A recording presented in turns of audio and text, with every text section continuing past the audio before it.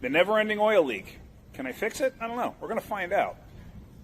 Hey everyone, how's it going? So what am I doing? I'm actually working on a 2021 Chevy Trailblazer. I'm helping Rob out here. So this thing has the never-ending oil leak. I've come down and I actually looked at it one day, and it's definitely coming from the oil pan gasket area. Now this thing only uses sealer. There's nothing else but sealer on it. However, they resealed the pan, it leaked. Okay?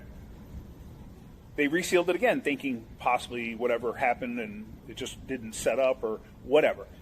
Let it sit overnight to try to allow the sealer to cure. Guess what? Customer took the car, about a week later, came back, it was leaking again. Okay. Figured, okay, it's got to be something with the pan. You know, it's a plastic pan. Could it just be like warped or something like that? Yeah, anything's a possibility. So I figured, all right, let's just put a new pan on it. So they put a pan on it. Left, came back, leaking again. All right, so now they resealed it again, let it sit for an entire weekend. Started leaking again. Okay, what the heck is going on? So these things are notorious for having an issue with the PCV valve in the valve cover and creating too much vacuum inside the crankcase. It's a known issue.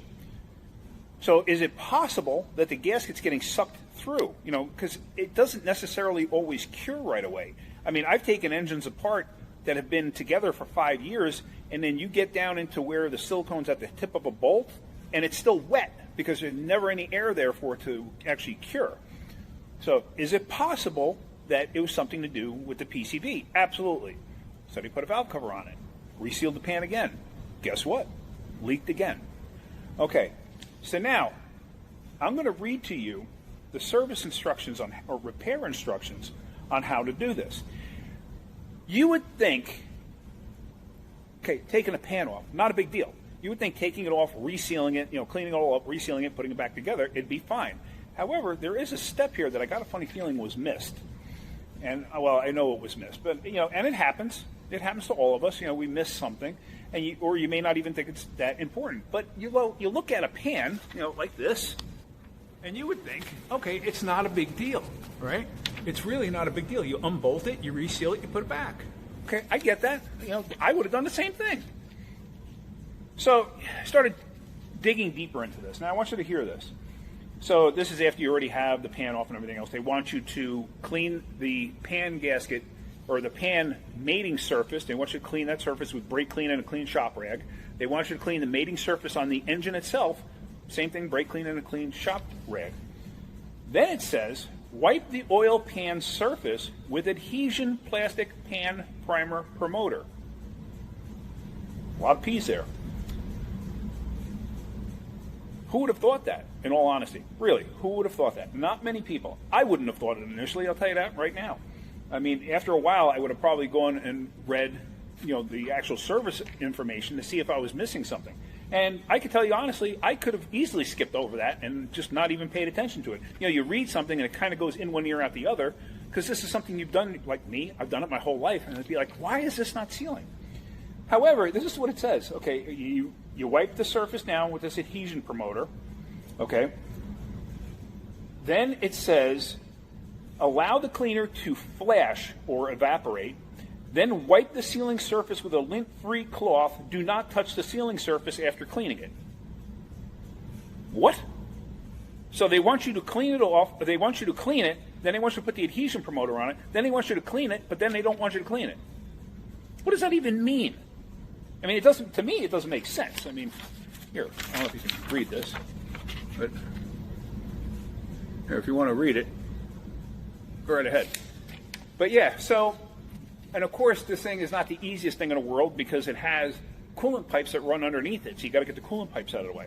So what I'm going to do is I'm going to take this thing down, I'm going to clean it, I'm going to wipe everything down, I'm going to add the adhesion promoter, and I'm going to allow it to flash over.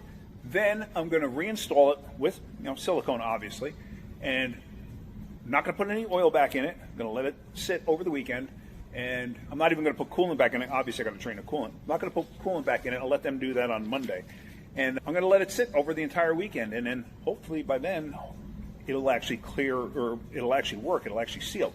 What I've come to learn while reading through things, I found there was an obscure like bulletin or note from GM saying that if you don't use the adhesion promoter on the plastic, the silicone will not seal to the plastic.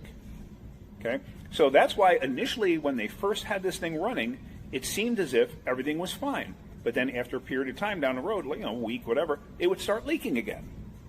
So, anything's a possibility. So, and of course, I forgot my tripod again. So I'm going to wind up taking some of this off. I'll run you through each step. Now, I can't show you doing the entire job, unfortunately, because like I said, I forgot my tripod. So what I'll do is I'll start taking stuff apart, and then I'll show you each point where I did that. Let me just show you what we got for the leak, though. So you can see it's wet, and if you look up at the bolts, they're all wet. But there's no wetness above the oil pan. And you can see the silicone sealer, right? But there's nothing above. Everything is below. And Rick said that if you look really close, after he got everything clean, and you pay attention and you look really close while it's running, you can actually see it coming out of the bolts. So, yeah, kind of a really interesting scenario here. But, it is what it is. Things happen. What are you going to do? You just got to move forward. And, like I said, things happen. All right, let me start taking this apart, and then I'll show you step by step. No, not necessarily step by step, but I'll show you as I go along. Got that bizarre little plastic drain plug out, letting the oil drain out. So I'm going to let it drain out for a few minutes longer, and then I'm going to start taking the cooler lines off so I can drain the coolant out. There you go, coolant's coming out. Now let me let that drain down, and then we'll continue taking stuff apart. I don't want to get soaking wet with coolant. I hate that.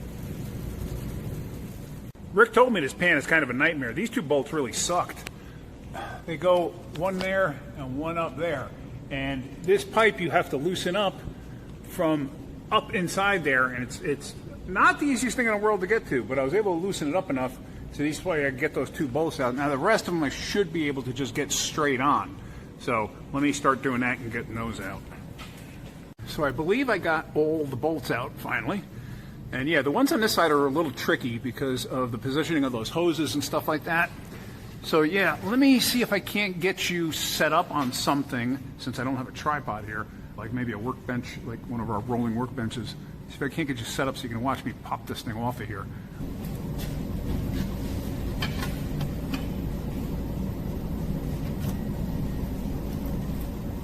The seal feels pretty good.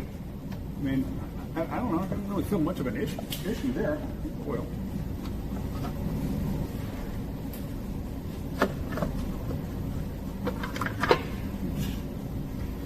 Yeah. So yeah, the silicone itself never stuck to the pan. So we got the pan off, and if you look, some of the silicone had flaked off as I dropped it down. I believe that's anaerobic sealer right there, because that must be the oil pump pickup, I guess. Yeah, so, but none of the silicone basically sealed to the pan. See that? None of it. It all sealed up there. So, yeah, I'm going to have to clean all of this off, and then we're going to have to redo this whole thing. All right, I'm not going to let you sit here and watch me clean all of this off, but yeah, that's what that is. That's anaerobic sealer. That may actually be what they're called for. I have to look it up again, because I do remember reading something about anaerobic sealer. All right, let's get stuff cleaned up, and then I'll show you the important stuff as we go along. So we got the pan off, and if you look, some of the silicone had flaked off as I dropped it down. I believe that's anaerobic sealer right there, because that must be the oil pump pickup, I guess. Yeah, so, but none of the silicone basically sealed to the pan. See that? None of it. It all sealed up there. So, yeah, I'm gonna have to clean all of this off, and then we're gonna have to redo this whole thing. All right, I'm not going to let you sit here and watch me clean all of this off, but yeah, that's what that is. That's anaerobic sealer. That may actually be what they're called for. I have to look it up again, because I do remember reading something about anaerobic sealer. All right, let's get stuff cleaned up, and then I'll show you the important stuff as we go along. One thing I do is I take Scotch-Brite pad and I usually stick it to the end of a big screwdriver or something like that. This is actually a scraper, but I basically just taped it to the end of the scraper to get up there and clean the pan rail as best as I possibly can. You know, the pan rail on the engine itself. So now I'm going to go and get the pan. I got to clean the pan off, and then we're going to prepare it so we can install it. One thing I do when you have bolt holes that have silicone stuck in them, see, like that one does not, that one. What I do is I find a drill bit that just fits inside the hole, and I basically use it like this to ream it out, and it cleans them up pretty good. You know, you want to find one that just fits, because that way you get out anything that's in there, and then you can hit it with a blowgun, or stick a rag through it, or a Q-tip or something like that, just to get the stuff out. Okay. Sometimes it's a little tight, and I'm trying to do this one-handed, and you just saw a big chunk fell out. But that's usually what I do, and that's usually how I clean them up.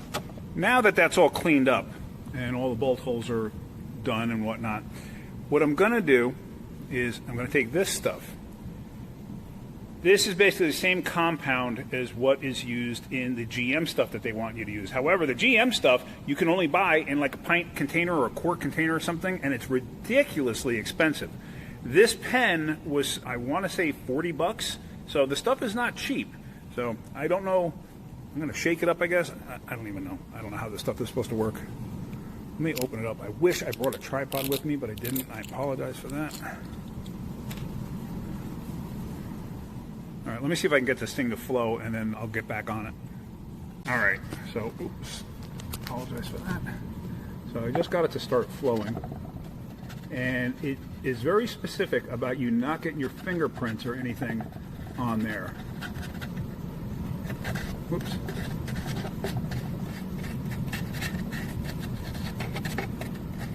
I want to make sure I coat everything liberally.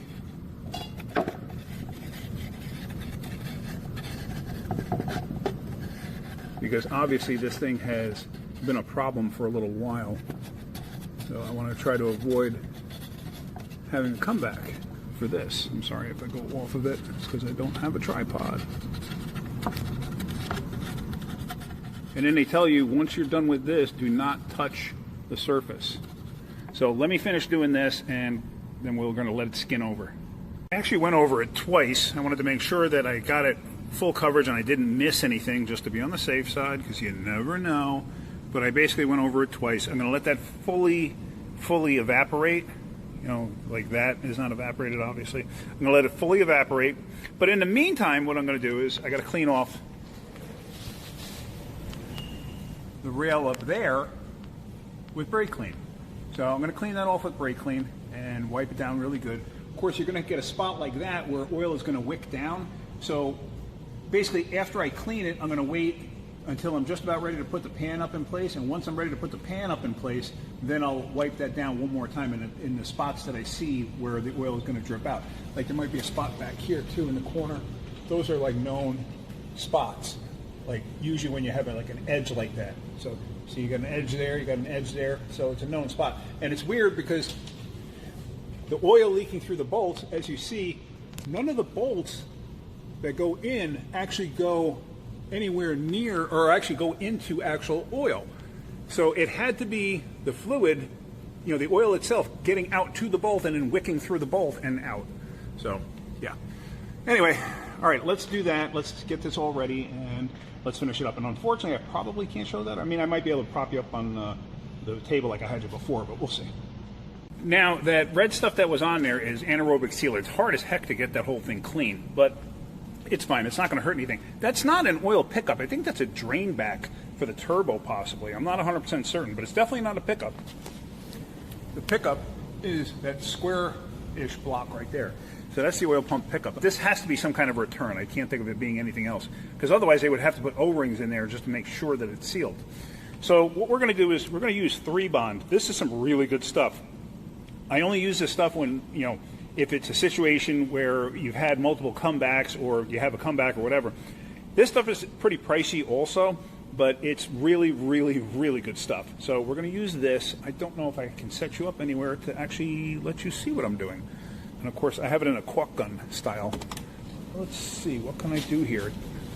to facilitate this. I don't think anything, in all honesty. I really don't think I can do this because I don't have any of the right height. All right, well, I apologize. I'm going to be putting it on with the caulk gun, and I'll show you when I'm done.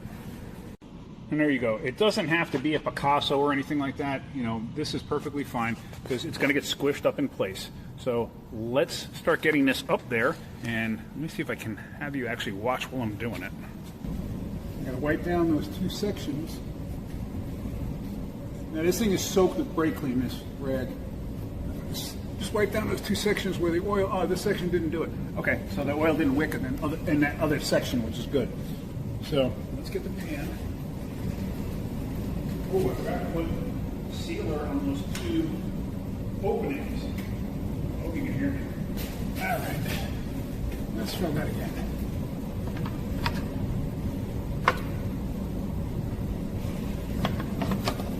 I hate just a hose clamp. Come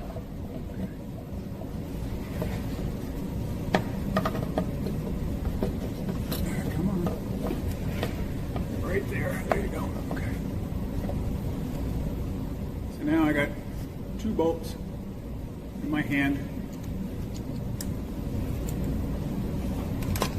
Catch one in the back here. I hope you can hear me. I don't even know if you can.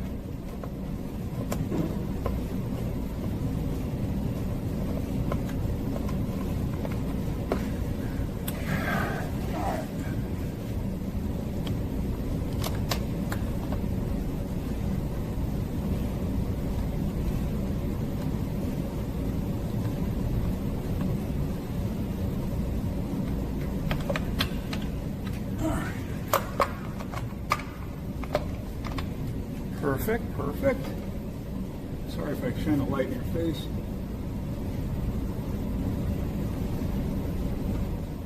All right, let's get some more bolts in there. I tell you, I hate working on something like this when you have antifreeze constantly dripping out, because you wind up getting covered in antifreeze and oil and everything else. I hate it. It's like the worst part of this job. All right, so you get the general idea of what I'm doing here. Just gonna catch all the screws and we'll see how that comes out. Okay, so all the bolts are now torqued and everything's good. You see a nice little bit of squish in certain areas where I went maybe a little bit heavier with the silicone, but yeah, everything looks good. So we're gonna let this cure. So that's kind of gonna end it there. So we'll find out. Hopefully this works. I think it will. I'll give you an update regardless, but this should work. It's just odd. I mean, you saw it. The silicone never stuck to the pan. So it had to be wicking through between the silicone sealer and the pan. Like, why they didn't make a pan with a gasket, like with a ravine, like, you know, like a little groove all the way around where an actual gasket would sit? Why not? I don't know. It doesn't make a lot of sense to me. But, you know, I'm not the manufacturer, so it is what it is. All right. Well, I hope you got something out of that. If you did, hit that like button. If you could, please subscribe. If you look down in the description below, you see links to Amazon products. If you could please give them a click, I'd really appreciate it. It does help me out. And also, if you could hype my video, I'd really appreciate that. It doesn't cost you anything, and what it does is, if my video gets more hypes, like the YouTube algorithm or whatever helps promote my videos. So maybe it'll help me, maybe it won't. I have no idea. But I always see the button, and some people do hype them, but I would appreciate it if you did. All right, guys. Thank you very much. Have a great day, and keep wrenching.